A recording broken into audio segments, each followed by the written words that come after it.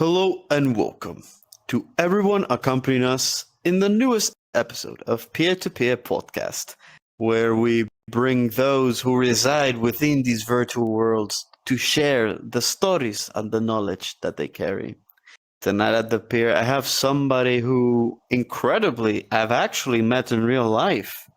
Somebody that I met at a furry convention. Somebody whose story I believe might be really interesting. Somebody whose appearance might fool you, but at the same time, his story will never fool you, and you might think this person is just overall really cool, because that's what I thought the first time I met them. So, to everybody here, I want to thank Rike for being here with us. Rike, welcome to the pier. Hello, welcome. Thank you for having me. Thank you for being here. Thank you so very much for being here and taking the time. I'd like to begin by asking you the first thing we ask every single guest here at the pier. I want you to introduce yourself to our lovely audience.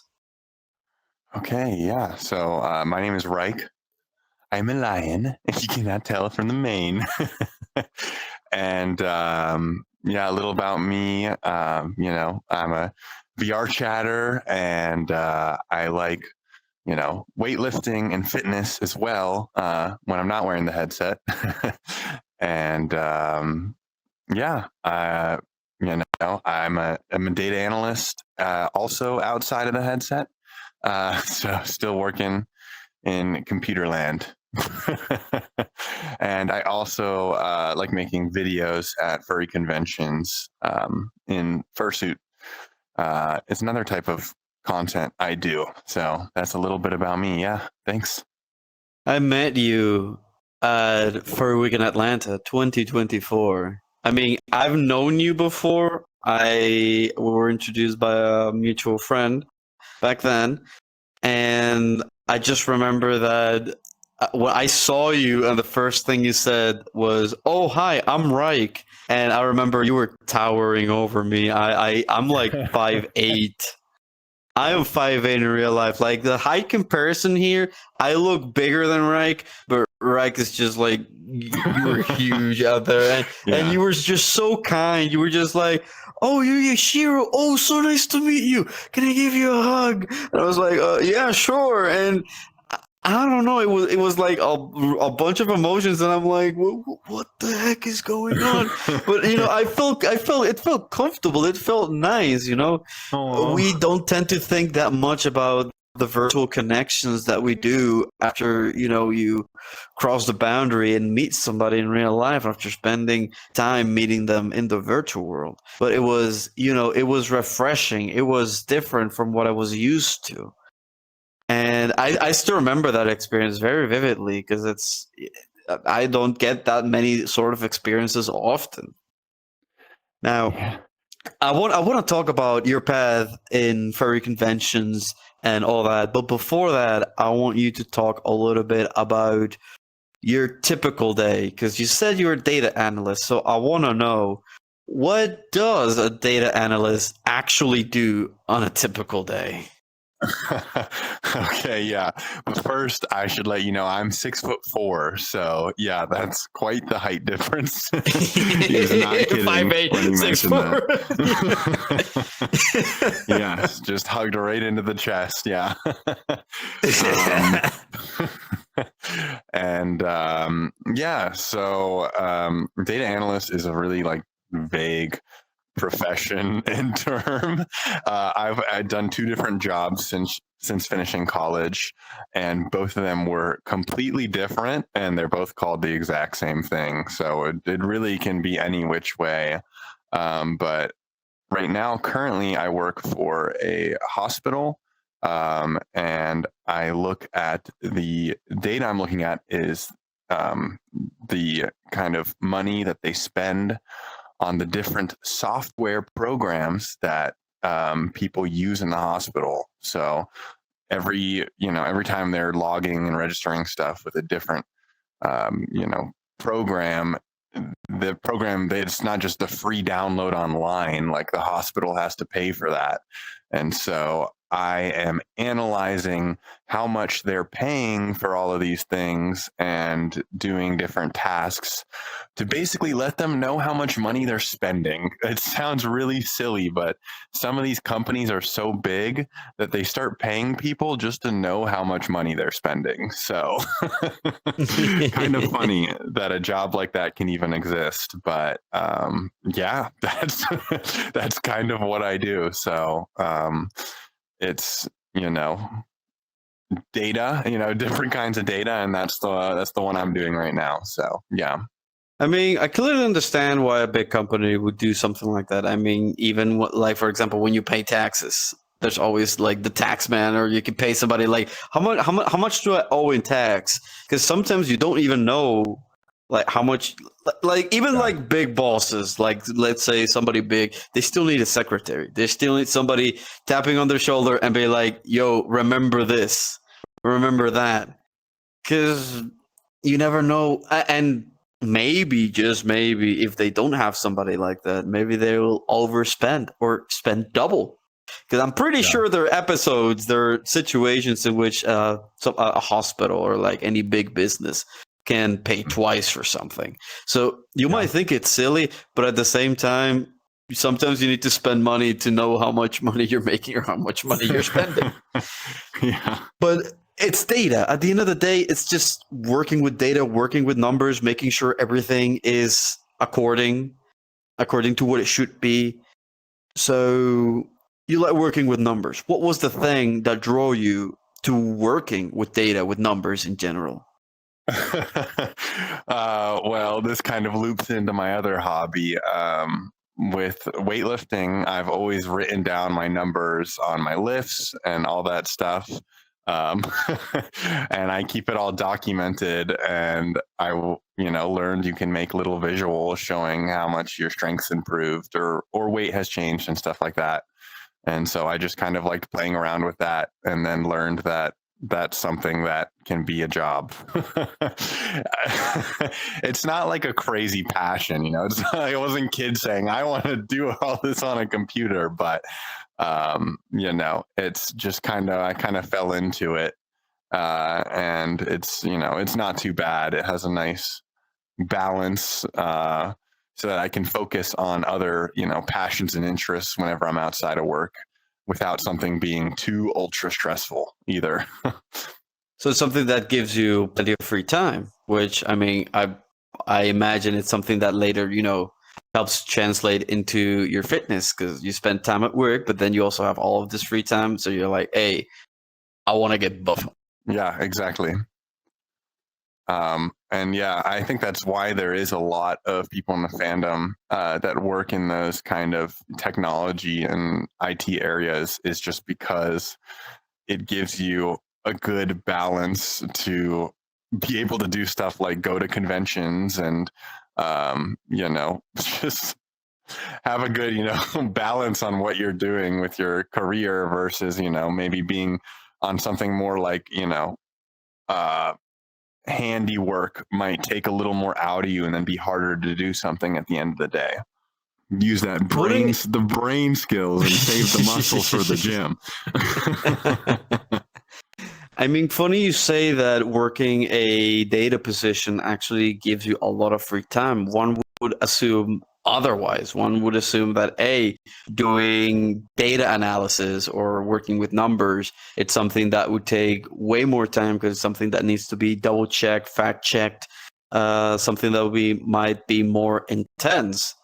Would you say that's like a misconception about working in IT? Like, is this something that happens often? Do these positions not require that much time being employed to do these jobs?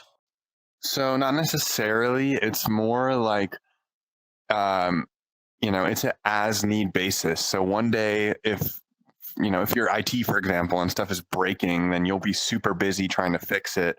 But then another day might be slower. It's kind of a little less traditional with measuring how much you're doing on a day by day versus a job where it's like you come in and you're checking people out, and you're always going to be checking people out. Even when you get off, they'll need another person to check people out. So it's just a different measuring of, work. They can't just have me sitting here looking like building the same visual over and over again. It's just as they need it, you do it type of thing. So it can be busy, it can be slow, it ebbs and flows. And what about the most satisfying part of your job? I mean, it might be a bit irregular with scheduling and dealing with the workload, but in your own words, what you say is the most satisfying part? So I have a funny answer for this, and this is going to go back to when I was in college choosing a degree that led me to this. I was just looking up what careers had the best job outlook, while also being the least stressful, because I actually have a lot more passions in weightlifting and video creation and all those things. So I actually look at my job as more like a backup plan. And maybe one day, the arts, the video creation could become a career and I can go in that. And if not, then I have this kind of safety net of something that works. I like it, but so I'm really not crazy passionate about it, but it's also like it's a good balance, and I can keep working on my passions and striving for those. Okay, so it's basically just a way to sustain yourself while you try to kickstart these other things that actually drive you more forward. Actually, I mean, I'd say I might be the same way. I mean, I currently work at a TV station. I work with news, politics, technical director. And actually, funny thing is, I started this podcast because of where I'm working at, because of working at the TV station. I saw all of these panelists, all of these people that had been talking and sharing news, sharing info, doing podcasts, etc., for decades. And something just clicked in my head. I wanted to do something, something along those lines, because people said like, "Hey, you have a good voice for narrating. You should do something with it. You could do this. You could do that." And to be completely honest, what I do, I find monotonous sometimes. Sometimes I just want to do something that can just spark my creative juices. That's why I started this. I wanted to keep myself creative. I wanted to do something interesting, something that I could take my VR expertise, what I learned working this job, and actually just put something out there, which was one of the main reasons why I wanted to start Pier-to-Pier. And now I'm actually, thanks to all of that creative output, I'm actually starting to do some other things that hopefully might kickstart into something bigger. And just like you, I want to see where the thing goes. But in the meantime, I have this job, it pays something and, gives me the ability to dedicate to the actual things that I might want to do later on in life. Right. Yeah. So I share the sentiment. I completely and utterly share the sentiment. We're both fighters. We're both battling our own battles. But hey, good to know that there's other people out there who are also striving for bigger and better things. Yeah. Now, let's switch topics around to something that you might actually like. Let's talk about fitness. Now, what first got you interested in fitness? Well, I have done sports since I can walk. So I just was in a athletic family, started with soccer or football since I could walk, and have always played that. So, you exercise and do more fitness related things to train for that. And after just, it's kind of hard to say a specific point, but at some point I knew I preferred the kind of individuality that comes with bodybuilding and fitness versus team sports like, soccer, where you are there. I don't know. At some point it switched, and I just liked the solo goals versus the team sports. So sorry teammates, but I liked doing the solo games. So you went into the solo games, or you went into the bodybuilding aspect? Because I don't know if bodybuilding is also considered a sport. I mean, technically there's competitions, but I have not done competitions. I'm nowhere near that size or anything. Also, fun fact about bodybuilding: you have to reach a super low body fat percentage. The competitions, and it can actually kind of hold back your like overall muscle growth because getting to a certain leanness, you lose some muscle mass with it. So to do a competition, you're actually kind of like holding back on your overall muscle growth if you choose to do it. And so, yeah, so I some of haven't those done one. people that do that bodybuilding, like even if they develop like big muscle or like big physique, doesn't necessarily translate into strength. I mean, yeah, that is a part of it too. There's, bodybuilding's more focusing on muscle growth, and then powerlifting is like strength. The big guys just trying to do one load as heavy as they can. I am actually more on the bodybuilding side because I don't want to injure myself, but I don't go to the level of like competing or anything like that. So you went from sports into focusing on yourself, into working yourself. I mean, you work on yourself. You devote time and effort to build that physique, that idea, that mentality you had. What is a motivation for you to stay consistent in your development, in your body development? Oh man. So at this point, I've been doing it for so many years. It's going to sound so corny, but it really just feels like a lifestyle. Like the way I do my meals is, it's the meals is 75% of it, and then the lifts. I've met so many people at my gym that I go in and I get to talk to people. It's not supposed to be a social thing, but it can be a way you meet people if you really are consistent with it. And it's just, yeah, the progress is kind of addicting. Once there's something called newbie gains. Your first year, you'll see some of the quickest growth you'll ever see, and it's really rewarding to train and physically see the progress. A lot of sports, you can't actually like see your progress in the way your body physically changing its shape is going to be something you notice and other people notice too. And what do you think that many people struggle with said consistency? I would say they go 0 to 100%. That's the biggest reason I've seen people drop from weightlifting and fitness journeys is they'll go from their regular lifestyle to I am cutting 100% of this out. I am only eating this. And I'm working out 6 days a week. And that's not going to work for 99% of people. Cut one thing out of your day. If you eat 2 cupcakes, just take 1 cupcake away. Don't cut both cupcakes away or you're going to give up, right? Because you're trying to build something that you can do forever. That is right. Like you technically, well, it depends. Maybe you're just trying to lose a little bit, but that is the biggest thing is just don't cut everything, cut just a little bit, see how that goes, and then move from there. I mean, it is true. Many people, whenever they decide to do something, they always don't see the path to get that. They usually only see the results. So if you just tell them like, "Oh, I did this, this, and this," they're gonna take it very much literally. They're just gonna go right for it, and the body needs to get used to it. I mean, anybody, whatever you do, it takes practice and it takes time in order to get to what you want. You just don't cut something out of your lifestyle all of a sudden because that could be detrimental to your own body. Even working out, you don't go for 450 pounds right off the get-go when you're just like skin and bones. It takes months, not to say years. Maybe it takes years for you to get to that position, to that point.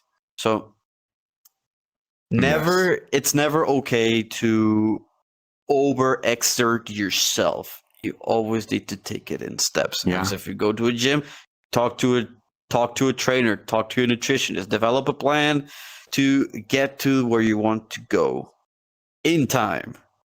Yeah, burnout is a real thing. You have to find a good balance to where you don't just quit because it was too intense for you.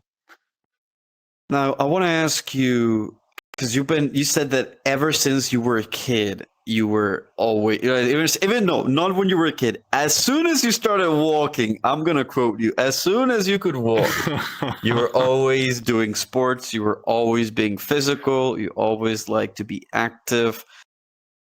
What? And then you switch to working out and working out your own body. So, what sort of positive life changes did working out give you or get you? So that is, since I have been doing it as long as I can remember, the changes is a little, it's is a little harder to think of. I can say transitioning over to bodybuilding versus doing sports like soccer or swimming is well, obviously strength. I've gotten a lot stronger, but also confidence. I'm so much more confident with the extra, size on myself, and I do get compliments at the gym from complete strangers, and it's the weirdest feeling ever. And it's just super inspiring and really nice. And so I always try myself to also give other people compliments if anyone's doing great, or if I'm seeing someone for the first time in a long time and I can tell that they've been working on themselves in some way, because those can really go a long way for people. Body image is such a big deal for a lot of people. I mean, especially those. I mean, there are people that go to the gym who are already, fit. People who've been doing it for months, years, decades. But sometimes that one person who might be obese or overweight, but the fact that they're at the gym trying. I don't know if you ever ran into somebody under those conditions or somebody who was trying to change themselves for the better that way. But sometimes those people are the ones that really need that extra drive, that extra push, because they're usually surrounded by many judgments. We live in a society that just likes to judge people without really like seeing what other people are doing. Yeah. I will say though, at the gym, most people are only looking at themselves. So I know a lot of people when they're getting to the gym, they say they're worried about being judged, this, that, or the other. And no one is looking at you. If you're doing a machine silly, someone might even come up and ask if you want any tips on it or something. People are really friendly. As I said, I've made friends at my local gym just from being consistent going there. Everyone's super nice, and I don't think I've ever seen anyone like bat an eye or giggle at someone for being newer to the gym. I can't speak for outside of the gym. I know that people, yes, can judge and such, but I will say in a fitness oriented place, if you're going to better yourself, everyone's going to be really positive there. So what do you think you'd say might be the biggest lesson that fitness has taught you that others should know about? Nothing's going to be instant, similar to learning to draw. You're not going to even notice you're making any progress for like multiple months. Sometimes you'll go a whole year and just like barely notice a change. Like there are just some things that take a very long time and are very, very small and incremental with the improvement, and just learning how to be okay with that, how to stick with something where you're not going to notice your progress until you look back at a photo from 2 years ago and you're like, oh, wow, I actually have made changes. And just, I think it's important that people are able to, whether that's drawing or learning an instrument or working out, just having something where you're not instantly good at it and you are okay with that is a really important lesson. And for me, that's kind of what I've gotten out of the gym, is just being okay with seeing very little change, because it's not magical and instant. Now I want to switch gears. Now, before we go delving into your furry content creator path, we have to focus on the first word of that path, furry. How did you become a part of the furry community? Oh man. So I was on DeviantArt at like 13 years old. Uh, I don't know how I got there, but yeah, DeviantArt, and then eventually for Affinity, and but I lurked. I didn't really start like talking to other furries until high school, but I was definitely lurking and looking at art and characters and such. And it's so hard to pinpoint because I remember being a very young kid and just being obsessed with anthropomorphic characters. Just I always thought that was such a cool concept and was like, oh, what animal would I be in? You know, if the world and everyone was animals. I just love those characteristics. So I can't point at one movie or show or anything like that where I'm like, this is where I was like, I like this. I need to learn more about it. I just have always wanted to watch movies and shows that had anthropomorphic characters without really knowing why, just that it was a concept I enjoyed. And yeah, which are some of the shows or movies that come to mind whenever you like think back on it? Like, what do you think are like some of those that drove you towards that? Well, I remember watching Pokemon and being like, man, I'd rather be a Pokemon than a Pokemon trainer. Like, so that's an early one. Yeah, and I really liked the Pokemon movie Lucario and the Mystery of Mew because the Lucario actually talked and was basically kind of sort of anthropomorphic in that movie, you know, a little more sentient than some Pokemon. So that was a really big one for me. Digimon, another one where I was just like, man, I don't want to be a trainer. I just want to be one of the Digimon, you know? And I believe there was a Digimon season where they did that as the theme, where the trainers could turn where into the trainers the were just yeah. I loved it. Yeah, so it's just always been anything with characters like that. I'm like, man, who cares about the trainers? Like, let's look at these awesome dragon things. Now, talk a little bit about your Sona. How did you end up being Rike? Yeah. So I have always had this color scheme. The design has changed a little bit, but I started as a wolf. So basically, just imagine this without the mane and a canine base. And then I swapped to a wolf lion, a little woe lion hybrid, and then I went full lion. And for me, I chose wolf. I don't remember. Teenage me, I guess I just thought they were cool, and I don't know. But I know that the lion came from just the kind of big cat confidence, proud of who they are energy. And I wanted to capture that and be confident in who I am and feeling like I can go up to anyone and give them a hug when I meet them, like I did with you, and just be this big, warm energy. And I associate that with lions. And so that's kind of why I went in that direction. And I just like the color scheme. I've always loved red and black. So it's just cool. There's not anything deeper than that. So that's how Rike the muscular lion came to be. But before you adopted it, that identity, what came first? Real life buff Rike or lion buff Rike? Definitely lion buff Rike. Similar to the lion wanting that confidence and pride, I had already been working out for a couple years, and I just like the size and bigger look. So my Sona was like, this is what I want to look like one day. So kind of saw it as like a perfect version of myself in a anthro world. And I think that's how a lot of people do it, right? They show the characteristics that they want in themselves.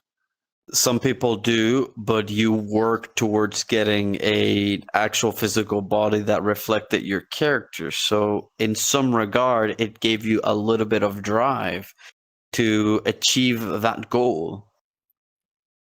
Yeah. But I also think there's absolutely nothing wrong with people having a character that's a completely different body type than them. I don't think you have to strive for it. But for me personally, it was something I wanted to do. Yeah. I mean, everybody has different reasons. Everybody has different reasons to pick a character, pick a quality out of that character. Like, the whole reason I'm a bloody shark is because I live on an island. What am I gonna say? Like, oh, I am a deer from the Caribbean. Like, what?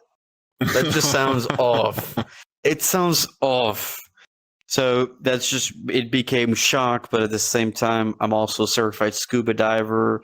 I have swim with fans, mono fans. I can dive down in the sea, just Wow. dive down like 40 feet on a single breath. Like I actually I move very well in the water, to the point that at some point while I was a kid, I was probably somebody probably mentioned that was like a fish just moving all around the water, something like that. You know, like that. That one quote, like fish out of water, yada yada. So the fact that I'm shark has mostly to do with like the situation I'm in, but it technically fits within the confines of who That's I am. cool. A reflection of oneself. Everybody has a reason to adopt a certain character, to try to give some of your qualities to said character. I mean, yours, I saw you like this, and then I met you in real life, and I'm like, oh my god, it's the same. So Oh, that's so flattering. I had Thank to you. inquire because sometimes one thing leads to another, or the another just drives you to that point that you want to go. Now, I want to know, because just in the same way there are like many furries in IT, there are also a lot of furries that are really into like bodybuilding and fitness culture. What do you think the connection is to these individuals in the community that decide like, hey, I want to get like really muscular, really buff, go to the gym? Like, why is there a big niche of that? So I think it's just that furries is just a smaller, randomly selected group of humans, and gym culture, is a good portion of a lot of people. So in the fandom, that's just naturally going to be a thing too. I don't really think there's any like direct, like higher percentage of gym furries versus the average society amount of gym bros you'll bump into. I think it's just kind of 1-to-1. Personally, I don't know. I can't really say why or why not. I know that I guess some people, it could be striving to look like their Sona, and a lot of people do like the more, more muscular sizes for their characters. So maybe that has a connection point, but I don't know. Nothing stands out to me that I can say off the top of my head for that one. And what about inspiring others in the community to get into fitness? Has your decisions or your actions led people around you that you know of to also get behind fitness? So yes, on a friend level, people that know me personally, friends through the fandom and such, they do ask me questions. What is your routine? What do you do? And this, that, and the other. Because it is hard when I'm doing 4 or 5 meals a day and I'm on a Discord call with my friends and they're like, dude, didn't you eat 3 hours ago? And I'm like, yes, I have to eat on a schedule for this routine. And so then they ask more questions and learn about it. I'm not really posting a bunch of fursuit head only gym photos online or anything like that to inspire the greater audience. But yeah, on a friend personal level, I'm always happy to answer questions. I know some local furries that I've actually taken to work out with me, and I've taken them through and helped them with their form, if they were on the newer side to it or something like that. So on a smaller scale, yes. On the bigger scale of like social media and such, not really, no. Okay, now I want to delve deep into your path as a content creator making furry content. I've seen your reels, your stuff pops in Instagram from time to time. It's like, hey, look, it's a That's video awesome. from Rike. Now, what drove you to start creating audiovisual content? Your audiovisual content. Right. Yeah. So once again, being a furry at like 13, looking at stuff online, I did not feel like I had the type of parents that would drag me to a furry convention. um, and so videos was my outlet to learn about what conventions were like. So I remember coming home from school and watching videos of fursuiters at different conventions interacting and such. And so I knew once I got my fursuit and was an adult going to conventions and such, that I wanted to show other people what conventions are like and kind of, pass it on and do the same thing that these other people did for me when I was younger. So your whole objective is it's to pretty much do the exact same thing that others did for you. Yeah. Create content that strives for that identity, that entertainment factor, while also giving it a little bit of your own touch. Yeah, conventions are really expensive. And sometimes you'll just see a couple of fursuit photos from it and you have no idea what happened. So I want to just give people a glimpse into what these conventions are like. And maybe that'll convince someone to go and check it out. It can be scary having no idea what's going to happen at a convention, as I'm sure you experienced at FWA. It can be a lot and you don't know what to expect. So I try to just clear the air and be like, this is kind of what it's like, and everyone's friendly, and just give people a look into it, and maybe convince them to go, or convince them to not go if they think it's not for them. That's great too. What was the night festival that was hosted at FWA? I don't remember the name. Market? Yeah. I did not need to. I saw that. Like, that was my first time going in there. And I was like, oh my God, these people are like running the world, and they're here.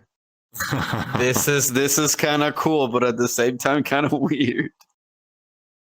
Yeah, but, well, that is like a 21 plus event, so I don't think I would. Oh yeah, definitely. But it was my first time seeing that, and it's like, I mean, it's like one of the few things that I do remember very vividly about going to a furry convention. But there's still like plenty. That was like the weirdest thing. Not even Bon Voyage spoiled the fun to me, and we all know what happened with Bon Voyage. There were like some really interesting things that happened, but hey, at the end of the day, it was all good fun.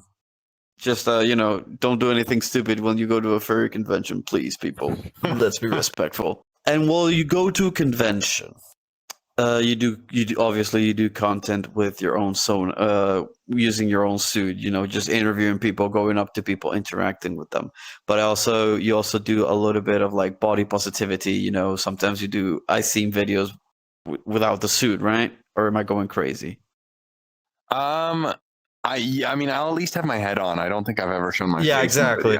No, but like with the head, just like showing your actual your actual body. Partialing. Yeah. Is that to also encourage others to also pursue fitness, or just because you want it? Like, I know there are people that do what is called poodling. Maybe I'm wrong. I don't know if that's the right term. Poodling is when you show skin while wearing a fursuit head. Okay. Right, like a poodle with their hair cut. I feel like there could be a better term for that. I feel like poodling sounds like condescending. Well, I think it is. I think it was a little bit of drama. People didn't like when people showed skin because you don't look like a silly creature. But it just kind of stuck, even though people do it now, and it's just another style, I feel like people do it for entirely different reasons. Sometimes people can't afford a full suit that might cost $3,000 or more. And sometimes people just want to have fun. They just want to like wear their heads, or maybe just having a full body of the character is just way too complicated for like actual use. Or maybe I don't know. I mean, maybe for you it's more comfortable sometimes. You just have like the head and just be like, hey, this is just. Everybody does it for different reasons. Why would you say is the reason that you've done it yourself for videos? I would say usually it is comfort. I can only full suit completely covered up for maybe 2 to 3 hours. And that's if it's a colder convention or, and I take breaks. Meanwhile, if I'm just wearing the head, well, when I finish a video, I can take it off and breathe and drink some water. So it's just 10 times easier to poodle or partial for a video versus putting on the entire outfit. So yeah, it's just the ease of access. I'm able to do it longer type of situation. And what would you say your objective is? Like, what do you want? I mean, obviously, aside from the fact that you want to share others, do you want to share to others that exact same feeling that you were giving whenever you watched for videos? Like, what is the big end goal of your video or creating career? Like, what's the I made it point in your book? Change as many people's perception on the furry fandom as possible. I love getting messages of people that are like, I used to think that fursuiting was weird. I didn't get it. And then your video showed me it's just like theater. It's theater, kids, except instead of playing Batman, you get to create your own character and give them whatever personality you want. That always makes me so happy when people tell me that. So just I'm an evil lion and I just want to convert people into the fandom and realize, it can be really fun and maybe they didn't realize what it was about and maybe the videos gave them that insight enough to start looking more into it. What would you say are some of the biggest misconceptions about the furry community? Because, like you said, there are people out there who just like to judge for the sake of judging. Yeah. Firstly, we're not wearing fursuits all the time. Even at a convention, I'm maybe wearing it 6 hours in 4 days, right? That is not that much in the span of 4 days. So I'm out of fursuit, playing arcade games, talking to my friends, getting food. It's not all just wearing the costume and like pretending to be an animal type of thing, So that's definitely one of the bigger ones. Also, obviously, that it's all adult activities. That's the only reason people are furries. All my videos, well, okay, most of my not videos all of your videos, not all your videos. Like 99% of my videos are safe for work. I have like one or two where I'm like I am shirtless in it, and I'm like, but I should probably delete those videos. I'm not gonna lie. Oh no, he's cue the Squidward meme. Yeah, but yeah, I mean, it's not all, as I said earlier, it's just acting. It's just fun to play a character. It's fun to be a big lion. Yes, I as you said, and that was very flattering. I might be somewhat similar to my lion character. When you're in fursuit, you are that character and you wiggle your arms more and do more silly stuff to play the character. And that's really fun to do sometimes. And that's not an adult activity. That's just that's just nerdy theater acting. I mean, it's good to know that there are people that are actively trying to change people's perspectives, because even till this day, there's still people that, look at furries in a weird way. I mean, for a short while, Therians were getting a lot of the hate because now they're seeing Therians as like the feral ones. First, furries were feral. Now it's Therians. But I feel like every single fandom has like its good sheep and its bad sheep. It's never always a good idea to say like, oh, they're bad. They're all because a few people are bad. Like everybody's bad, which doesn't happen. I mean, you've lived it. You know, for many years what this community is and isn't. Yeah, absolutely. Now, before because we are running a bit at a time. I mean, we haven't ran out of time, but before we run out of time, I want to know a little bit about your VR journey, because this is a VR podcast after all. I mean, we're here thanks to the magic that is VR and the internet. and we're just here talking like nonchalantly at this random pier in the middle of the ocean. I want to know what about your VR journey? What was the thing that got you into VR in the first place? So around 2017, there was a meme called Ugandan Knuckles, where there was little VR chat Knuckles, the echidna from Sonic the Hedgehog, running around, and it did not age well. It's not saying it's a good meme, but I was a big Sonic fan. That's another inspiration that got me into furry. I forgot to mention that. And so I just was like, what is this game with a weird looking Sonic the Hedgehog character and people running around talking to each other? So I really wanted to play it after I saw that meme. And I did not have a PC at the time. But then fast forward, I played like at a couple of friends' houses and such, but I didn't actually play and like really start making friends and connecting with the world of VR chat until 2019 when I got my first like gaming laptop.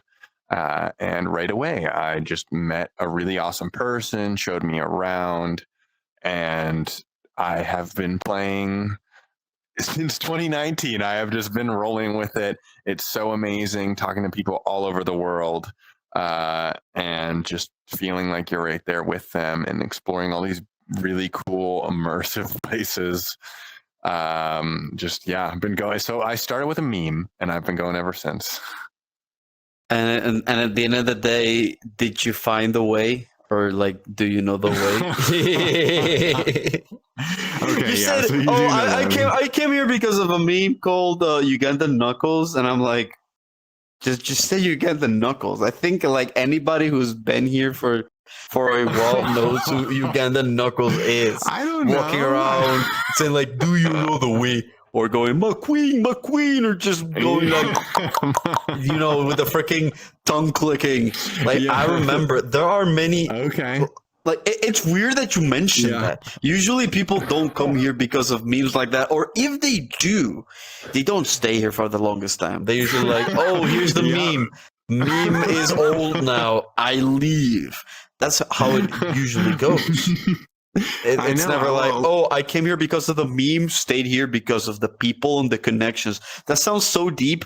I haven't met a single person whose journey began like that, except you, which is odd.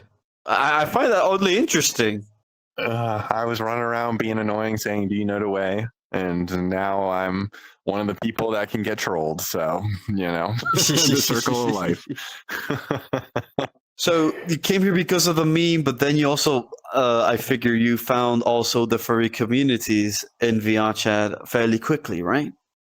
Oh, yeah. Yeah. As I said, I was already furry. So one of the first things I did was just looking up furry, like show me furry worlds, joining them. And made some of my first friends it was always furries. I was never in the like anime or other scenes. That was just off rip. I knew what I was wanting to use this platform for. And only VR chat. VR chat was your first exposure to what is essentially VR. Because everybody has like a different sort of application that sort of draws them in, and then VR chat comes later. But you went straight to social VR. So I was watching YouTubers do with the original Oculus, the like roller coaster reaction videos. So I had already known what VR was, like right when Oculus came out. I was a big fan of gaming YouTubers, and they were all playing like just reaction videos. It felt like I'm on a roller coaster stuff, like very early VR. So I've always known about it.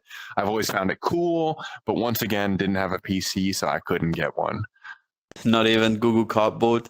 I still remember I had a Google Cardboard. Yes, I had one. About that. It was like the cheapest way to like get yourself into VR. Just put your phone in there and be like, "Hey, look, I have VR." Yeah. It's like it's being held together by duct tape and faith, but like, hey, it's VR. Yes, I did have a Google Cardboard. That was technically my first VR experience. You are right. Just watching, I think like my earliest experience was just like laying on the bed, putting the thing on my face, and just having like a big screen in the middle and just watching movies. Yeah. Just big theater. That's awesome. Yeah. So you've been an enthusiast for a really long time as well. Yeah. Ooh, my first exposure was all the way back in 2016. And this was exposure, going to like an actual convention that had like VR arcade, like HTC Vive, and like HTC Vive. I think it was in June, so this was like before like all of the big games. Like I think VR Chat was out, but was probably like either not called VR Chat or just really really small. Yeah. But Space Pirate Trainer was the thing that changed my life, and I was like, oh my god, this is the future. And then a year and a half later, I built myself a rig just for VR. And for college, obviously. I used the pretext of college, but it's like, hey, it runs VR. This is the greatest thing ever. Yes, my first laptop was under the excuse of for college as well. But it was powerful enough for it. Yep.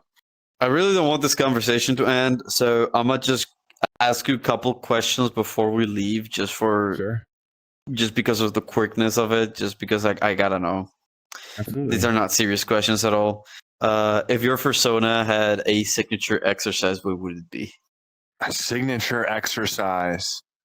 Oh man. What would you find your Sona doing most of the time? I'm gonna go with chest flies, which is this motion right here. And it is a chest workout, and there's a lot of memes where they're like, I'm gonna give the best hugs of like people doing this workout. So you're not saying like that would be your character's favorite exercise. You're saying like, oh, that's the best exercise for furries, plural. There you go. Yeah, train your chest fly. No, I was saying signature. If I had to think of one workout for my Sona, I would do the chest flies. Just so you would give the best hugs, the best burr hugs. Yeah. Okay. So,